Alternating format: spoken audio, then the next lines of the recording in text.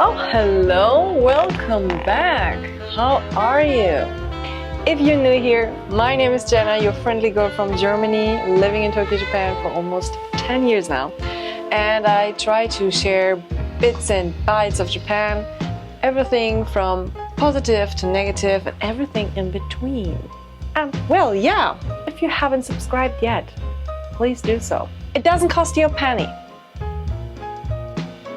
Let's be YouTube friends. You won't be friends with me, right? You want to be my friend, right?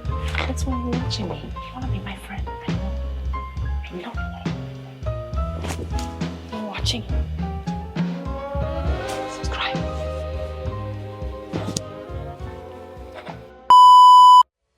Yeah, friends, and I have been to Kyoto in the middle of February, off season.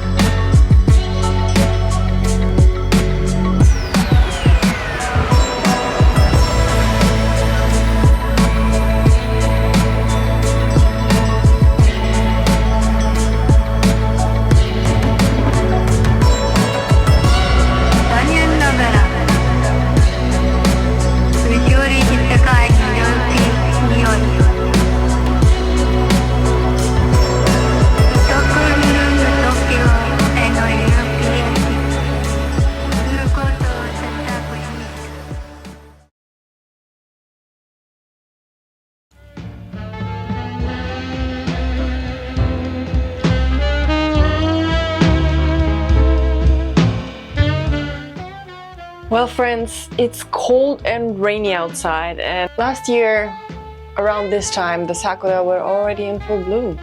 This year though, they're like, no bro, let me sleep, I don't want it. You gotta wait until I decide it's the right time. So what can we do, right? In German we say, Vorfreude ist die schönste Freude. And yeah, I thought it might be nice to just walk you through Kyoto a little bit and talk about me, myself, and I. Yeah, how I ended up here and what my motivation was to go to Japan, and yeah, take you a little bit behind the scenes of my life. Since childhood, I have been fascinated by people with Asian features, so whenever I encountered someone like this on the street, I found myself just naturally drawn to them, and for me they looked so beautiful. And this attraction wasn't rooted in any specific familial connection to Japan. Rather, I believe it resonated with me on a deeper, like, soul level. And as I grew older, I knew that I was specifically focused on Japan for some reason.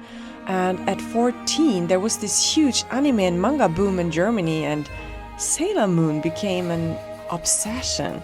Watching it after school became a routine, alongside Dragon Ball and other anime, but the unique character design inspired me to doodle during classes with my friend, and it was actually pretty hard to get your hands on the Sailor Moon manga that time, because they sold out in an instant. However, my mom managed to get 2 or 3, and I still remember how happy I was, and to this very day they are my treasure. At 16, I was introduced to Japanese music by my best friend's brother, and I instantly fell in love with the music of a singer called Gakuto, who is still very popular in Japan, by the way. And his music made me realize how beautiful the Japanese language is, and from that point on, I really wanted to be able to speak and understand Japanese. So I found myself signing up for online courses, which came in form of CDs and books.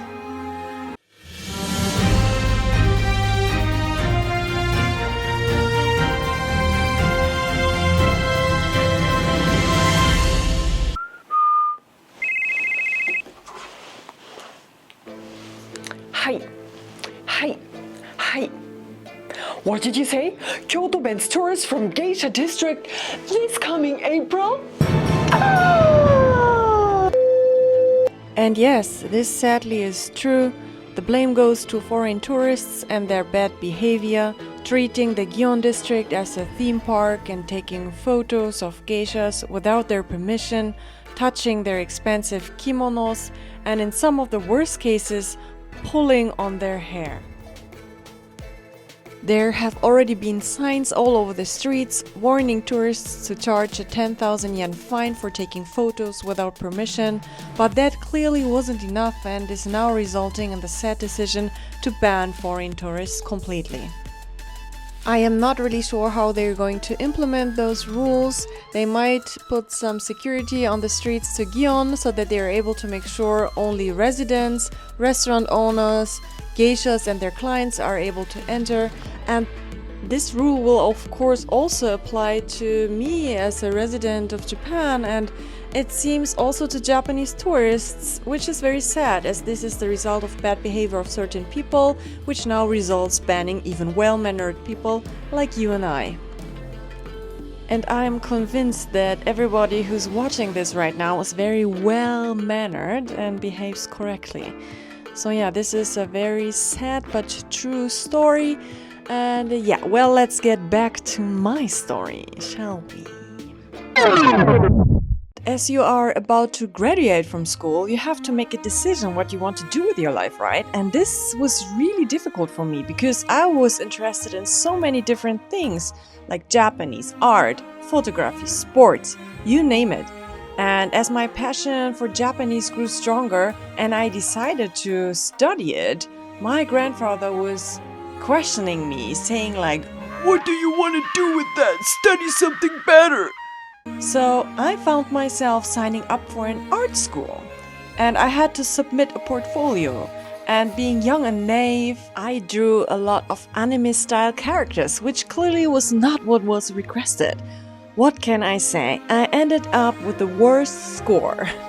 And I was so convinced that they would accept me. I was kind of very traumatized.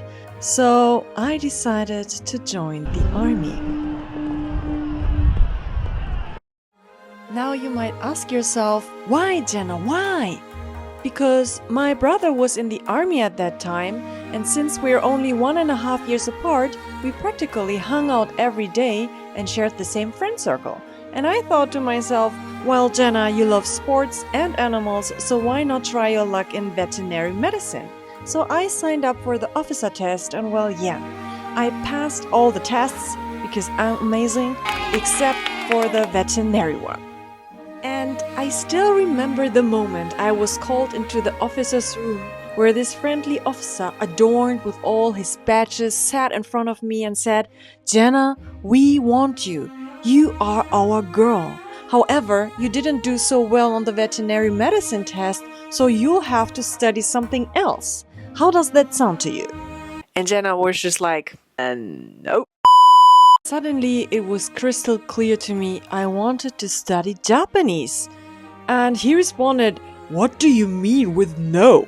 What else could be better than us?" and I looked straight into his eyes and replied firmly, "Japanese is better.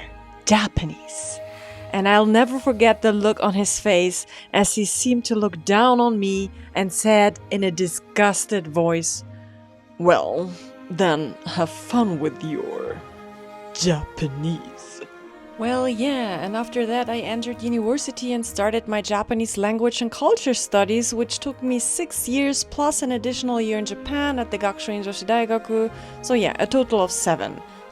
And as this was the best decision of my life, let's honor this moment overlooking my kingdom.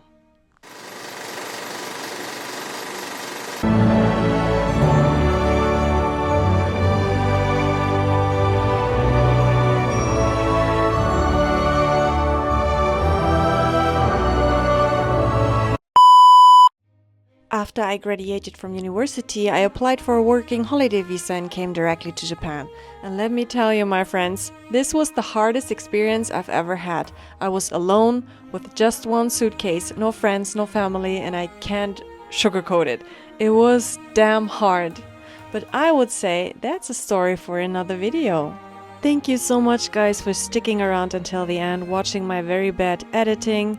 Everything is 100% made by Jenna and I still have to learn a lot, especially camera settings, but I promise to be better. See you in the next one.